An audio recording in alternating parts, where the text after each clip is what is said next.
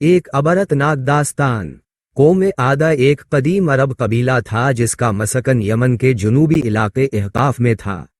یہ قوم اپنی غیر معمولی جسمانی قوت، طویل قامت اور وسیع و عریض سلطنت کے لیے مشہور تھی۔ اللہ تعالیٰ نے انہیں مادی وسائل اور ترقی کی بلند منازل سے نوازا تھا، لیکن انہوں نے ان نعمتوں کا شکر ادا کرنے کی بجائے شرک و بت پرستی کا راستہ اختیار کیا۔ ان کی سرکشی اور نافرمانی کے نتیجے میں اللہ تعالیٰ نے ان پر ایک ہولناک عذاب نازل کیا، جس نے ان کی تہذیب اور وجود کو صفحہ ہستی سے مٹا دیا۔ قوم عادہ کا نسب اور مسکن۔ مورخین اور نسب دانوں کے مطابق قوم عادہ کا تعلق حضرت نوح علیہ السلام کے بیٹے ارم بن سام بن نوح سے تھا۔ انہیں عاد ارم بھی کہا جاتا ہے۔ ان کا اصل مسکن احقاف تھا، جو موجودہ دور کے یمن اور عمان کے درمیان واقع ایک وسیع ریگستانی علاقہ تصور کیا جاتا ہے۔ بعض روایات میں ان کے ایک شاندار شہر ارم ذات العماد کا بھی ذکر ملتا ہے، جو اپنی خوبصورتی اور مضبوط ستونوں والی عمارتوں کے لیے مشہور تھا۔ قرآن مجید کی سورۃ الفجر میں اس شہر کا تذکرہ کچھ اس طرح آیا ہے۔ ألم تر كيف فعل ربك بعاد إرم ذات العماد التي لم يخلق مثلها في البلاد؟ کیا تم نے نہیں دیکھا کہ تمہارے رب نے عادہ کے ساتھ کیا ارم کے ساتھ جو ستونوں والا تھا، جس کی مانند شہروں میں کوئی پیدا نہیں کیا گیا۔ اس آیت سے قوم عادہ کی عظمت اور ان کی تعمیرات کی پائیداری کا اندازہ ہوتا ہے۔ ذیلۃ العماد کی تفسیر میں کہا گیا ہے کہ ان کے پاس بلند و بالا ستونوں والے شاندار محلات تھے۔ قوم عادہ کی قوت اور ترقی۔ اللہ تعالیٰ نے قوم عادہ کو غیر معمولی جسمانی قوت اور قد و قامت عطا کیا تھا۔ روایات کے مطابق ان میں سے ایک شخص کئی عام لوگوں کے برابر طاقت رکھتا تھا۔ ان کی عمریں بھی طویل ہوتی تھیں، جس کی وجہ سے انہوں نے اپنی وسیع سلطنت میں بڑے بڑے تعمیراتی منصوبے مکمل کیے۔ انہوں نے شاندار محلات، مضبوط قلعے اور وسیع باغات تعمیر کیے تھے۔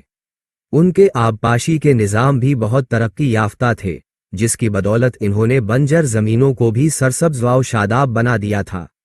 ان کی مادی ترقی اپنی انتہا پر تھی، لیکن روحانی اور اخلاقی طور پر وہ زوال پذیر تھے۔ انہوں نے اللہ تعالیٰ کی نعمتوں کا شکر ادا کرنے کی بجائے تکبر اور غرور کا راستہ اختیار کر لیا تھا۔ قوم عادہ کا شرک۔ قوم عادہ اللہ تعالیٰ کی وحدانیت کو بھلا بیٹھی تھی اور انہوں نے مختلف قسم کے بتوں اور معبودوں کو پوجنا شروع کر دیا تھا۔ ان کے معاشرے میں شرک عام ہو گیا تھا اور وہ اللہ کے احکامات سے روگردانی کرنے لگے تھے۔ انہوں نے اپنی خواہشات اور نفسانی لذاتوں کو اپنا معبود بنا لیا تھا اور زمین میں فساد پھیلانے میں کوئی کسر نہیں چھوڑی تھی۔ ان کے بتوں کے نام مختلف روایات میں مذکور ہیں، لیکن بنیادی طور پر وہ اللہ کے ساتھ دوسروں کو شریک ٹھہراتے تھے۔ حضرت ہود علیہ السلام کی بعثت۔ اللہ تعالیٰ نے قوم عادہ کی ہدایت کے لیے انہی میں سے ایک برگزیدہ شخص کو نبی بنا کر بھیجا، جن کا نام حضرت ہود علیہ السلام تھا۔ حضرت ہود علیہ السلام نسب کے اعتبار سے بھی ان میں معزز تھے اور اپنی سچائی، امانت اور دانائی کے لیے مشہور تھے۔ انہوں نے اپنی قوم کو ایک اللہ کی عبادت کرنے اور بت پرستی ترک کرنے کی دعوت دی۔ انہوں نے انہیں اللہ کی نعمتیں یاد دلائیں اور اس کے عذاب سے ڈرایا۔ انہوں نے انہیں عدل و انصاف قائم کرنے اور زمین میں فساد نہ پھیلانے کی نصیحت کی۔ قوم عادہ کا انکار اور تکذیب۔ قوم عادہ نے حضرت ہود علیہ السلام کی دعوت کو ٹھکرا دیا اور ان کا مذاق اڑایا۔ ان کے سرداروں نے تکبر اور غرور میں آ کر حضرت ہود علیہ السلام کی نبوت کا انکار کر دیا۔ انہوں نے اپنی قوت اور دولت پر گھمنڈ کرتے ہوئے کہا کہ ان سے زیادہ طاقتور کوئی نہیں ہے اور انہیں کسی عذاب کا خوف نہیں ہے۔ انہوں نے حضرت ہود علیہ السلام کو جھوٹا اور دیدہ قرار دیا اور ان سے مطالبہ کیا کہ اگر وہ سچے ہیں تو وہ ان پر عذاب لے آئیں۔ قرآن مجید میں ان کے تکبر کا ذکر اس طرح ملتا ہے۔ فأما عاد فاستكبروا في الأرض بغير الحق وقالوا من أشد منا قوة أولم يروا أن الله الذي خلقهم هو أشد منهم قوة وكانوا بآياتنا يجحدون۔ پس عادہ نے ناحق زمین میں تکبر کیا اور کہا کہ ہم سے زیادہ قوت والا کون ہے؟ کیا انہوں نے نہیں دیکھا کہ جس اللہ نے انہیں پیدا کیا وہ ان سے زیادہ قوت والا ہے؟ اور وہ ہماری آیتوں کا انکار کرتے تھے۔ अल्लाह का अजाब। जब कौम आद ने अपनी सरकशी और नाफरमानी की हद कर दी और हज़रत हूद अलैहिस्सलाम की तमाम तर कोशिशें बेसूद साबित हुए तो अल्लाह ताला ने उन पर अपना अजाब नाज़ल करने का फ़ैसला किया। ये अजाब एक सख्त और हौलनाक आंधी की सूरत में आया। कुरान मजीद में इस अजाब की तफसीलात इस तरह बयान की गई हैं।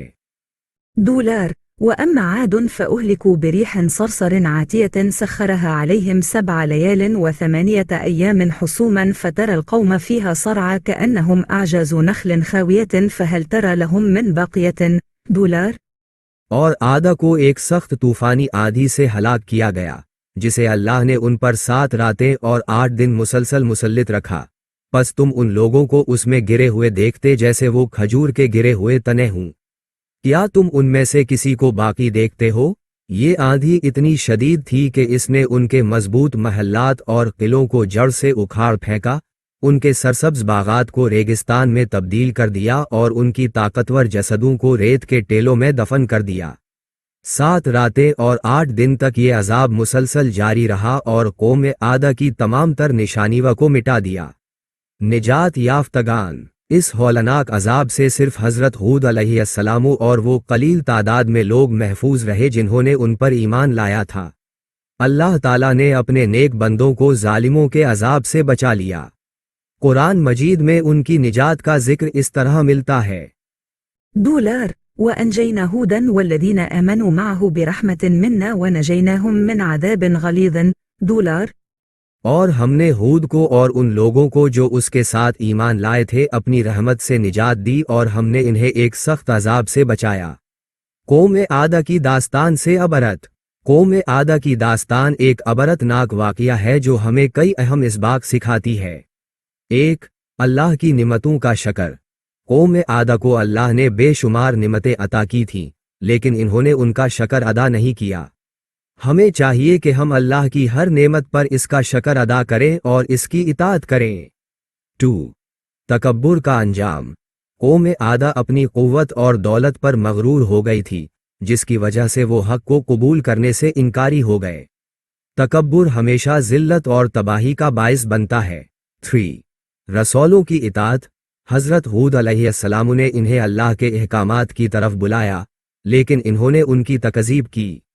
रसूलों की इताअत अल्लाह की इताअत है और इनकी नाफरमानी अल्लाह की नाफरमानी है। 4. शिर्क की मजम्मत। कौम आदा शिर्क में मुब्तला हो गई थी, जो कि अल्लाह को सबसे नापसंदीदा अमल है। शिर्क इंसान को अल्लाह की रहमत से दूर कर देता है। 5. दुनिया की आर्जी हैसियत।